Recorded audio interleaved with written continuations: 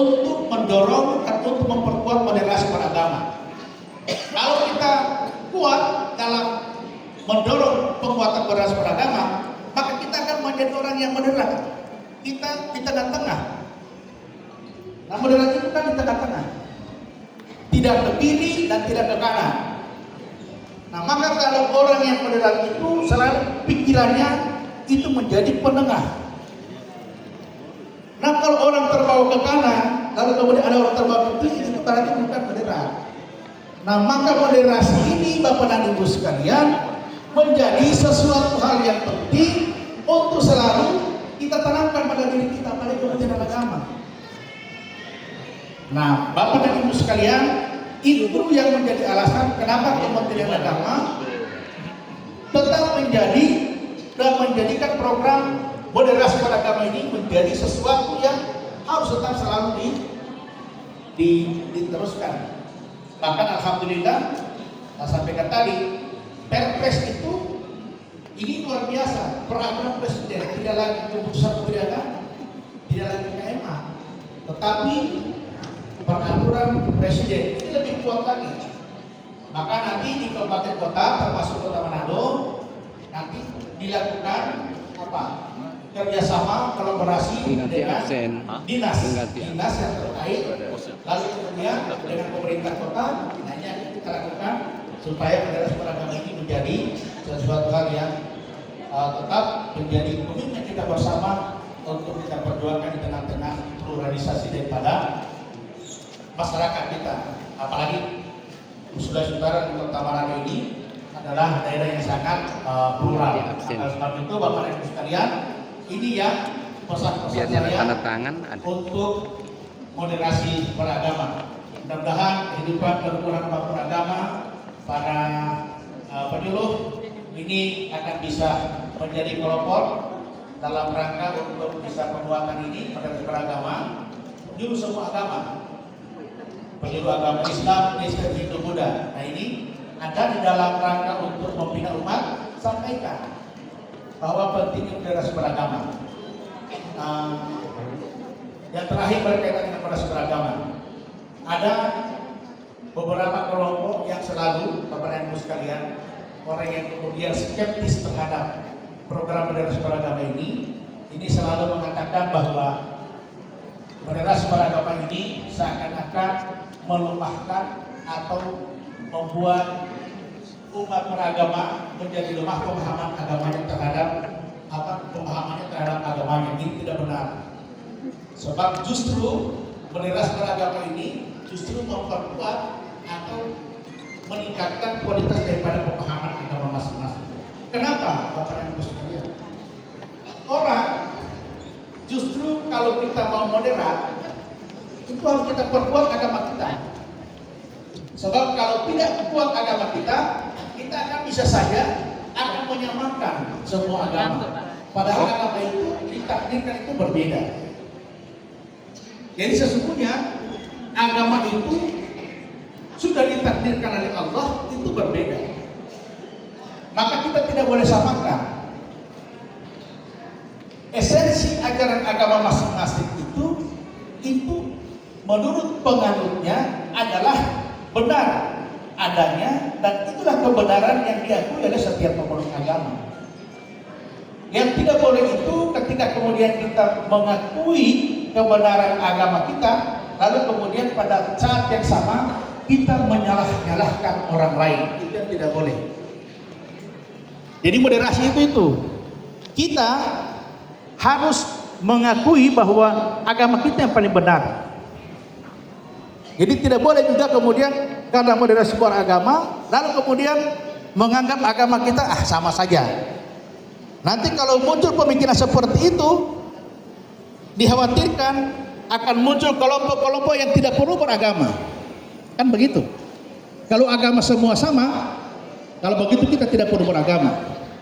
Maka yang tepat itu adalah kita tetap mengakui kebenaran agama, esensi kebenaran agama masing-masing, tetapi di saat yang sama kita tidak boleh kemudian menyalahkan ajaran agama lain, karena itu adalah merupakan kepercayaan yang diakui kebenaran menurut ajaran mereka masing-masing.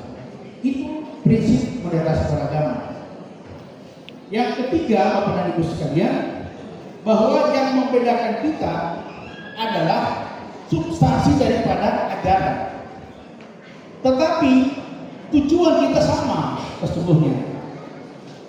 Kan semua mengakui adanya Tuhan. Semua mengakui agama, mengakui adanya pencipta. Jadi sama. Tetapi penyebutannya yang berbeda-beda. Kalau Islam menyebut Allah, kalau Kristen menyebut Tuhan Allah, kan begitu ya? Nah, hanya berbeda penyebutan, tetapi sasarannya sama. Tujuan untuk menuju Tuhan itu berbeda, tapi yang dituju adalah satu. Kalau Islam melalui masjid, kalau orang lain kan tidak di masjid. Makanya Bapak dan Ibu sekalian, kalau menuju kepada Tuhan masing-masing ini yang berbeda, karena ini yang berbeda, maka agama itu tidak bisa dipertemukan. Agama itu yang berbeda. Lalu apa yang dipertemukan dan apa yang mempertemukan kita? Yang mempertemukan kita itu adalah nilai-nilai ketuhanan. Jadi nilai-nilai ketuhanan yang mempertemukan kita, Bapak dan Ibu sekalian. Nilai-nilai ketuhanan itulah yang kemudian menjadikan kita menjadi rukun dan damai. Karena apa? Semua menuju kepada yang namanya ajaran daripada Tuhan. Tuhan mengajarkan kedamaian. Tuhan mengajarkan dan Tuhan melarang jangan saling membunuh. Nah, seterusnya. Tuhan Allah menyuruh kita untuk berbuat baik kepada orang lain. Semua agama mengajarkan seperti itu. Maka kita dipertemukan pada tujuan nilai-nilai daripada agama itu. Tetapi kalau yang berbeda itu adalah cara kita untuk mencapai tujuan. Gitu. Makanya kalau orang Islam mau ketemu Allah yang melalui sholat, orang Kristen mau ketemu Tuhannya harus di gereja. Maka kemudian kalau di orang Kristen itu ada muncul kalimat-kalimat tidak ada keselamatan di luar gereja, orang Islam jangan tersinggung. Kalau orang Islam kemudian menyebutkan bahwa agama yang paling diridhai Allah dan selamat itu adalah Islam, orang Kristen tidak bisa tersinggung. Karena itu ajaran agamanya. Seperti itu. Maka sangat cerdas para pendiri bangsa kita, Bapak dan Ibu sekalian, lalu kemudian merumuskan yang ada di dalam dasar negara kita, khususnya sila pertama, ketuhanan yang Maha Esa. Sila pertama, ketuhanan yang Maha Esa. Artinya apa? Ketuhanan itu adalah mengajarkan makna daripada bagaimana kita bisa mendapatkan atau memaknai nilai-nilai ketuhanan dalam semua agama-agama yang diakui di Indonesia ini. Itulah ketuhanan. Mengapa para pendiri bangsa tidak menyebutnya dengan Tuhan yang Maha Esa, tetapi yang disebutkan ketuhanan? Karena disitulah yang disebutkan bukan persoalan Tuhannya, tetapi nilai-nilai ketuhanan itulah yang bisa kita maknai di dalam Pancasila sila pertama. Makanya Pancasila itu bisa diterima oleh semua agama. Dulu pernah di Piagam Jakarta, sejarah kita ketahui bahwa di sila pertama itu ketuhanan yang Maha Esa dengan menjalankan syariat Islam bagi pemeluknya, 7 kata dihapus.